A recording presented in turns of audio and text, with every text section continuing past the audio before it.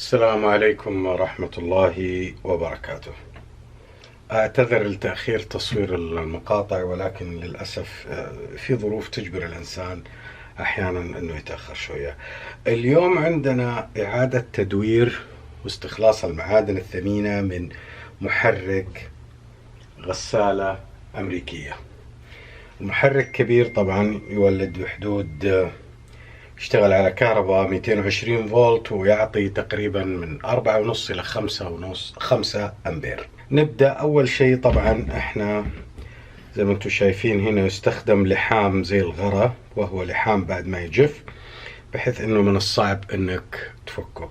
طبعا احنا قصينا الجهة هذه الأولى بحيث انه يطلع الغطاء، وهذا طبعا حيكون من الألمنيوم، والدليل انه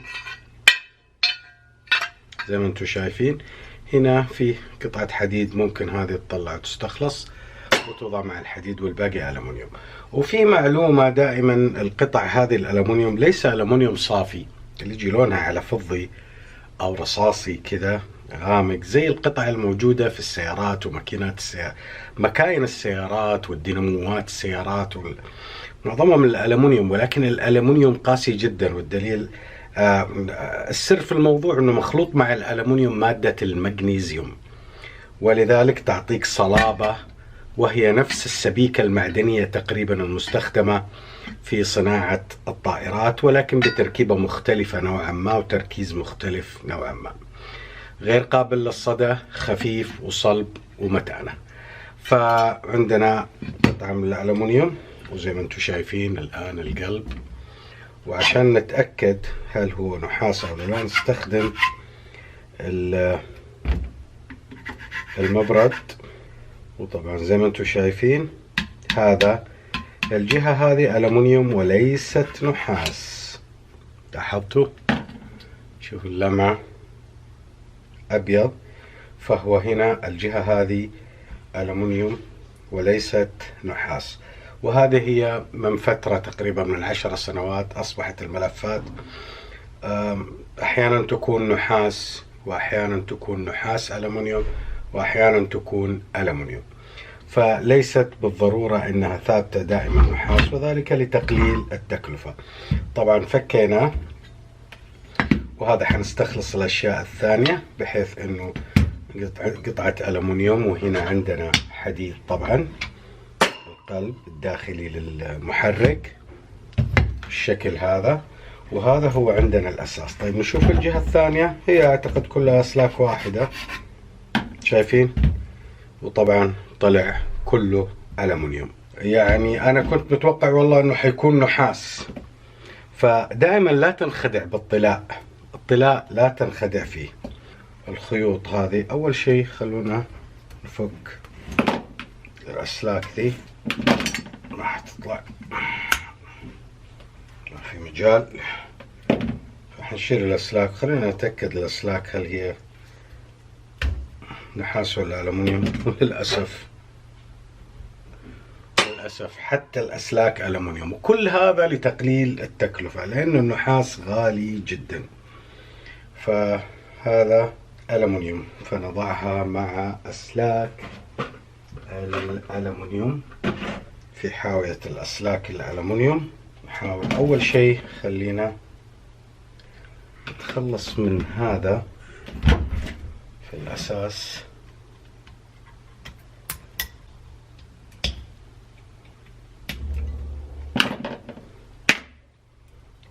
كذا يكون على الأقل.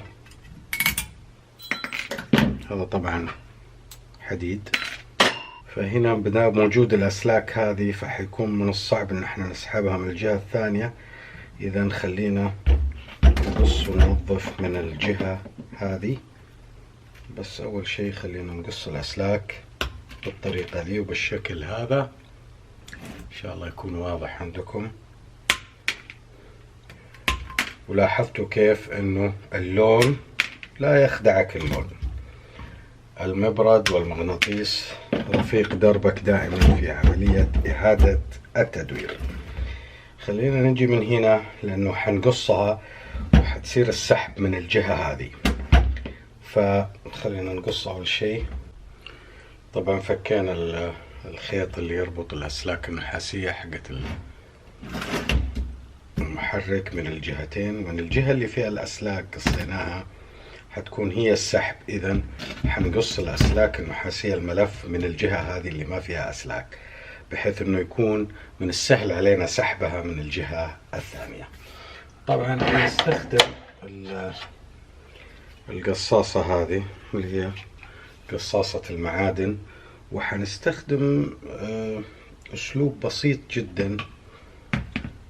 قبل كل شيء لازم نوسع الأسلاك شوية، نعطيها مجال لأنها هي مرصوصة، فنبغى خلينا ناخذها من الزاوية من هنا، نحاول نقص.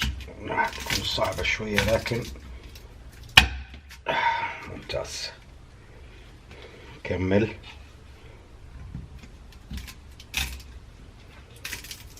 وبالشكل هذا.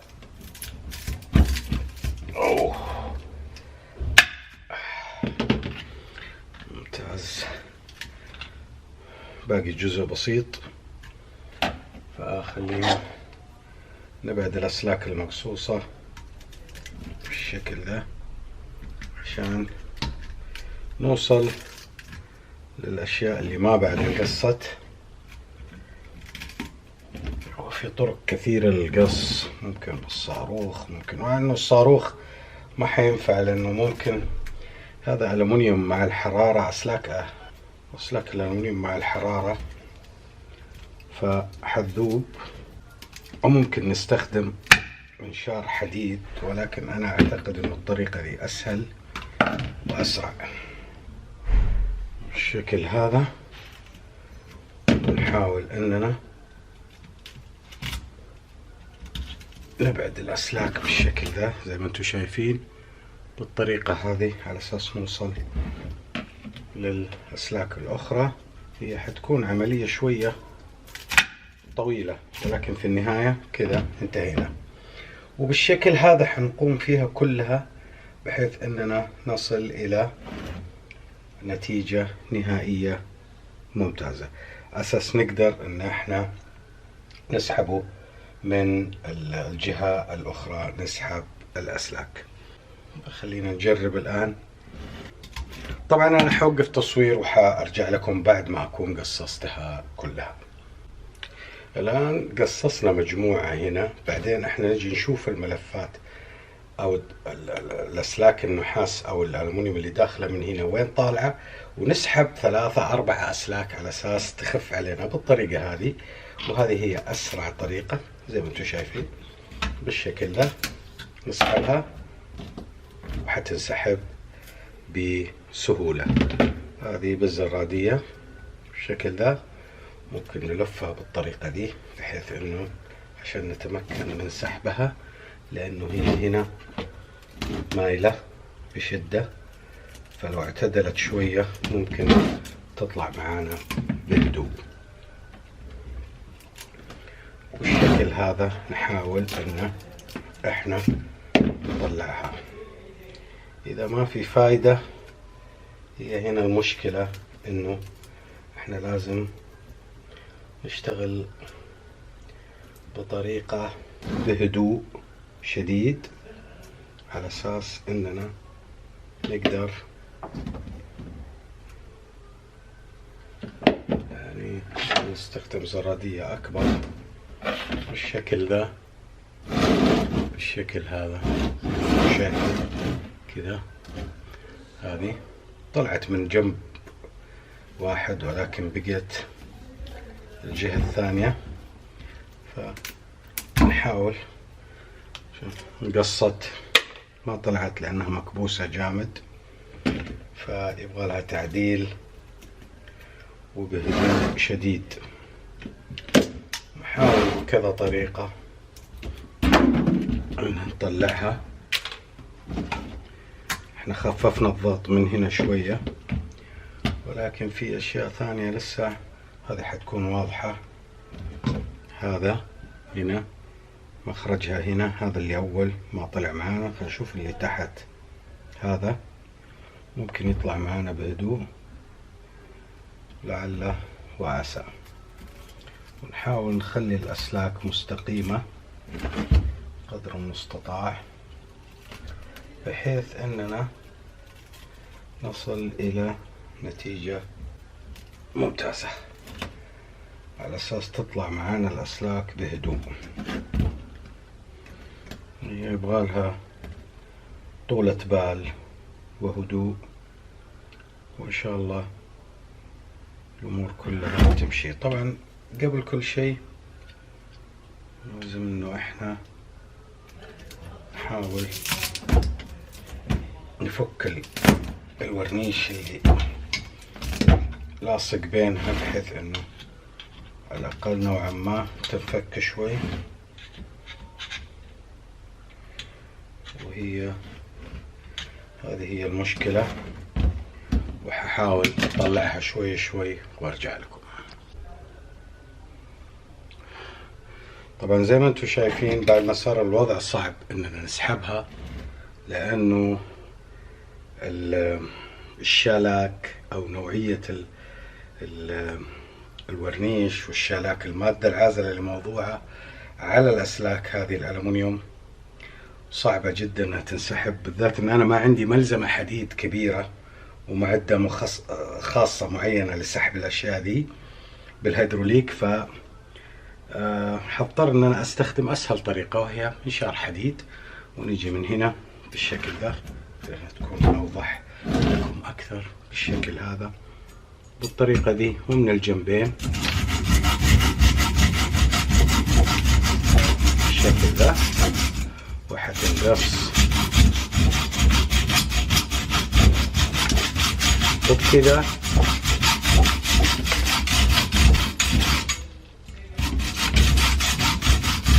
نكون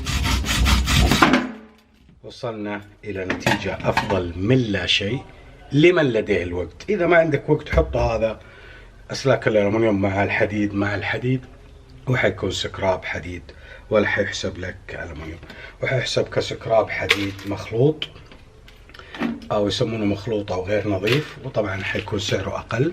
لو كان حديد صافي حتاخذ سعر أفضل، لو كان ألمنيوم صافي على حسب نوع الألمنيوم حتاخذ سعر أفضل.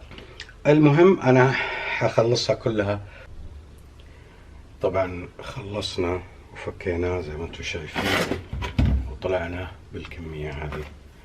هذا أكثر من 3 كيلو ونص حديد، وهذه أسلاك ألمنيوم كلها من الألمنيوم. وهذا القلب حق المحرك اللي كان هنا، تخيلوا هذا تقريبا حوالي 700 جرام، أكثر من نص كيلو، كلها ألمنيوم، أسلاك من الألمنيوم. مهما اختلف اللون، لون نحاسي فاتح على لون نحاسي أحمر، ما هو نحاس، دليلك دائما هو المبرد والمغناطيس، وهي أسلاك من الألمنيوم. وأنا صدمت بصراحة، أنا توقعت أنه نحاس ولكن في النهاية طلع ألمنيوم. وأيضا قطع حديد صغيرة. وأيضا عندنا هنا ممكن هذا نفكه، القلب الأساسي هذا من الحديد ممكن نفكه، وإذا ما تبغى تتعب نفسك خليه مع الكاست الألمنيوم، هذا الألمنيوم المصبوب والغطاء الألمنيوم. وبالتالي انه كل شيء ممكن انت يعني احنا خلاصة المحرك هذا حق الغسالة الأمريكية هو عبارة عندك أسلاك نحاسية في قلب الملف ألمنيوم، والجرم الخارجي من الألمنيوم المصبوب، ما في إلا العمود الدوران المحرك الرئيسي قلب المحرك للعزل اللي هو حديد، والباقي كله من الألمنيوم، حتى الأسلاك المغلفة كلها من الألمنيوم. والسبب في ذلك أن الألمنيوم أرخص من النحاس، لأن النحاس وبالذات في الفترة هذه نحاس غالي جدا. أتمنى أني أكون قدمت لكم فكرة أنه وأول مرة نسوي إعادة تدوير لمحرك غسالة، وأتمنى يكون في فكرة جديدة وفي معرفة أنه كيف ممكن نفك وكيف ممكن نعمل إعادة تدوير لكل شيء.